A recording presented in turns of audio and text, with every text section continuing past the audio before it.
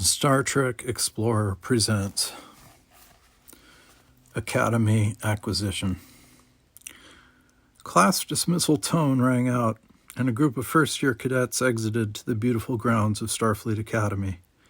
It was a perfect day in San Francisco, the sun shining down on the well-manicured grass and trees, birds chirping, and the cadets laughing and having a good time. All of them except the Ferengi Nog, who was trailing behind his classmates. Nog had found the first weeks at the academy to be a difficult adjustment compared to life on Deep Space Nine. For one thing, he was the only Ferengi on Earth, a fact his fellow cadets rarely let him forget. For another, classes were harder than he'd expected, but he was determined to make it through the academy and achieve his dream of becoming a decorated officer, making friends along the way. "Hey, wait up!" Nog called out, picking up his pace, drawing the attention of some of the cadets. "What do you want, Nog?" an annoyed Andorian named Shank asked. "Anybody want to study with me for Lieutenant Commander Dillon's xenobiology class later?" Most of the group scoffed at the offer, but Cadet Whitaker, a human woman, crouched to be eye to eye with the Ferengi. "I might be able to," Whitaker said.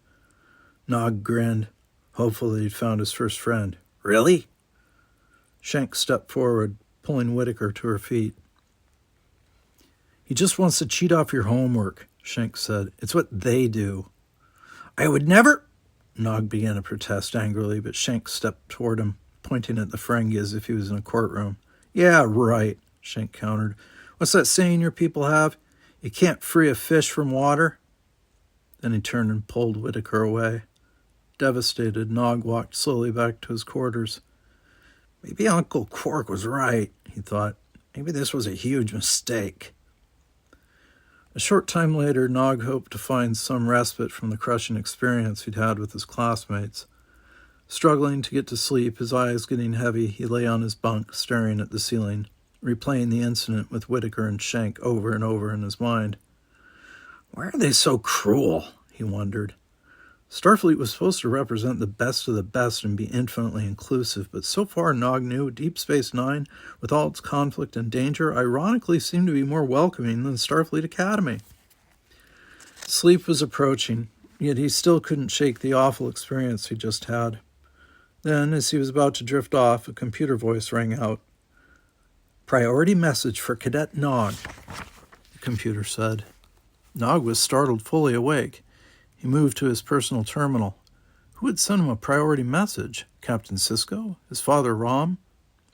"Computer open message, authorization code NOG Gamma 7997, he said. The screen flashed 4 simple words from an anonymous sender. "Go back to the Ferenginar." Nog buried his head in his hands. He had, in fact, made a terrible mistake. "Cadets, in 7 days, you will face your first test in close-quarters combat," Academy Tactical Instructor Commander Runnels said. "You'll each be issued a .5 type phaser and a targeting sensor vest. You'll be placed in a cave-like holodeck simulation. If your sensor is hit by phaser fire, you will be eliminated and removed from the simulation. The last cadet standing will receive the highest marks on the exam." Nog looked around at his classmates, listening. They were anxious about the test. "I've never even touched a phaser. I heard that cave simulation's brutal. That's why they call Runnels a Starfleet nightmare." "It's going to be great," Nog exclaimed, silencing the room. Every eye in class focused their full attention on him. "I mean, it will maybe be great," Nog stammered nervously. "It is not logical that, for you, it will be great," a Vulcan named Janos said. "Your size and speed will make you an easy target for the rest of us." "An easy target?" Nog muttered to himself. Nog sat on a bench on the academy grounds, reading over Commander Runnels' phaser tactics report on his pad. In the distance, his sensitive hearing picked up a conversation between a couple of his classmates, Cadets Ford and Thompson. "This combat test is going to be our ticket to Red Squad," Ford said. "Absolutely. You up for another practice round tonight?" Thompson replied. The words practice round piqued Nog's interest. He liked Ford and Thompson, two of the most popular cadets in their class. He felt like they could be his friends, and if they were getting in some practice, Nog chased down Ford and Thompson. "Hey, guys, I hope you don't mind. I overheard you talking about the combat test." "You overheard?" Ford asked. Nog motioned to his ears. "Of course. 7th rule of acquisition. Keep your ears open. What's that about some extra practice tonight? Do you mind if I join in? I could really use it." Ford and Thompson looked at each other and smiled. "Sure, you can train with us," Thompson said with a laugh. "And you can tell me about..." "And can you tell me about Red Squad?" Nog continued. "Of course," Cadet Ford said, causing the Ferengi's eyes to get wide. "Red Squad is the most elite group the Academy has to offer. I'm sure you could get in." Nog's eyes grew wide. "Wow, really? Oh, for sure. I mean, all you'd have to do is buy your way in with Latinum. That's how you Ferengi ever do anything, right? Buying opportunity?" Thompson said, his smile turning to a sneer. "That's how you got into the Academy, right?" Nog's heart fell into his stomach. "That's not fair," he said. "Well, life's not fair," Ford replied. "By the way, did you get my message the other night?" Ford and Thompson walked away, laughing. "The bigger the smile, the sharper the knife," Nog muttered, his voice cracking. Nog slumped down beneath a large elm tree and began to cry, and then he cried harder and harder. It was clear he was going to let everyone down. His father, Captain Sisko, even Uncle Quark, and it seemed like his fellow cadets refused to see him as anything other than a stereotype. Tears cut a path down his cheeks, dripping to the ground. "If you're going to water that tree, best not to use salt water," a man's voice said from above Nog. Nog rubbed his eyes, wiping the moisture from them with his sleeve. "What?" "Your tears, the salt in them will kill this tree, and I can't have that. It has to live for another 1,000 years, at least," the man said impatiently. "Who are you?" Nog asked. "I'm Boothby, the groundskeeper here." "Well, leave me alone, Boothby," Nog returned, shoulders slumped. He was not in the mood for company. Nodding, Boothby began pulling weeds in a nearby flower bed. Nog watched in a mix of curiosity and frustration as the masterful groundskeeper tended to his work. It was a fascinating display, an odd mix of aggression and care. "Nog, come here and help me a minute," Boothby asked, motioning to Nog toward him with his trowel, though not looking at him, too focused on the noxious plants sprouting between his prized flowers. "How did you..." Nog began. "Oh, right, the token Ferengi. The word spread then. Are you going to insult me too?" Boothby ignored the question, instead handing Nog a small handheld rake. "Drag this through the soil over here. You'll feel some resistance. That's the weed's roots. Keep pulling them with the rake until they surface." Nog obediently followed the groundskeeper's instructions, tugging on clusters of roots beneath the soil. He could feel the roots break, causing them to rise through the soil. "I don't have time for this. I need to prepare for a combat test," Nog complained. Again, Boothby ignored the comment, gathering the roots Nog had dug up and setting them aside. "Now take this and dig some small holes in the dirt where the roots were," Boothby said, handing Nog the trowel. Nog again did as he was asked. Boothby nodded approvingly and filled each hole with seeds. "We can send signals across time and space, deconstruct and reconstruct matter, but we can't have weed-free flower beds," Boothby said. "And every few years we have to replant the seeds for new flowers to grow in place of the weeds." "Boothby, I really need to..." Nog began. "You know, you're not the only cadet to ever experience what you're going through," Boothby interrupted curtly. Nog stared at him quizzingly. "What do you..." Boothby patted the soil over the seeds and looked Nog in the eye. "The first member of every species to join Starfleet faces the same suspicion and doubt from their fellow cadets." Boothby cleaned up the excess dirt and weeds as he continued.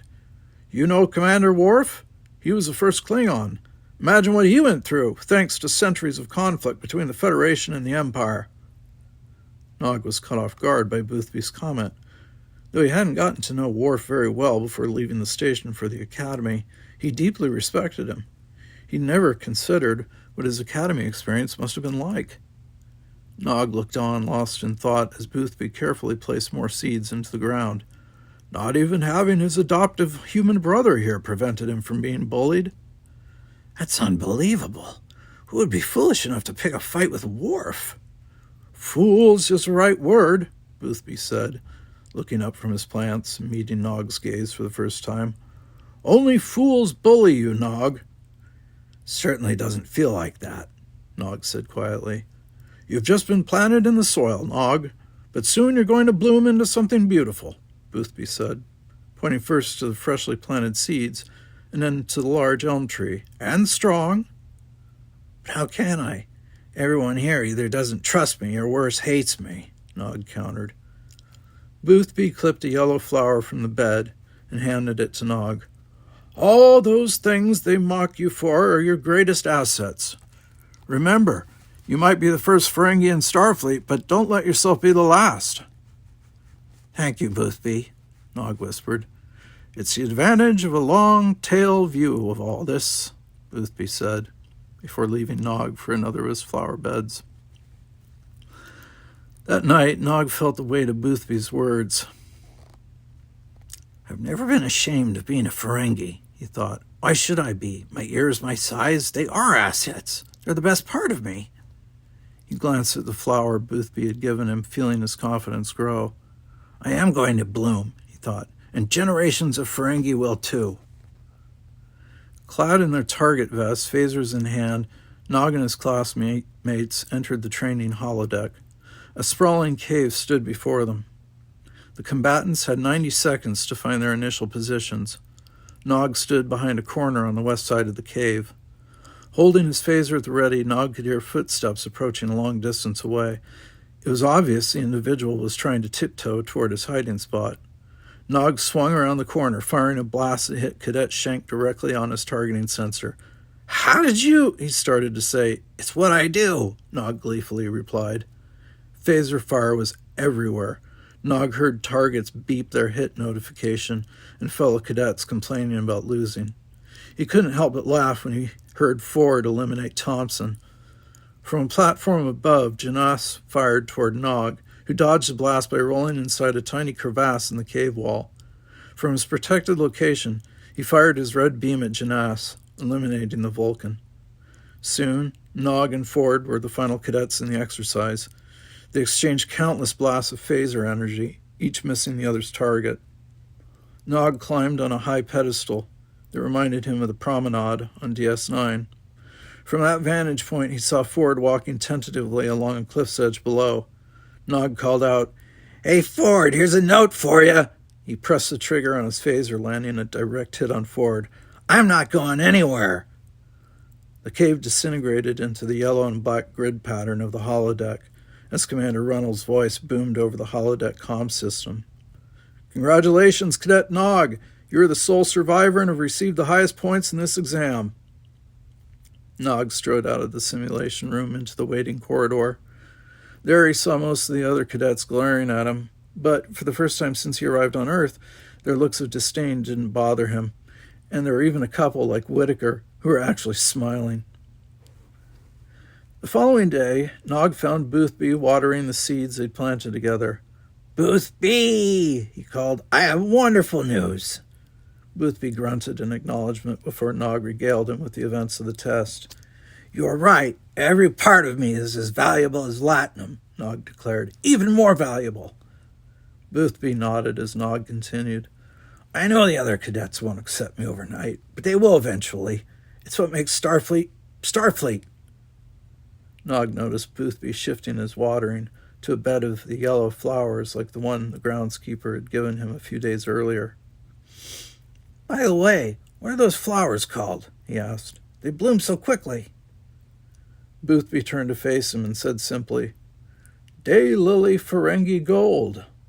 "Ferengi Gold," Nog said with a grin. "I like that."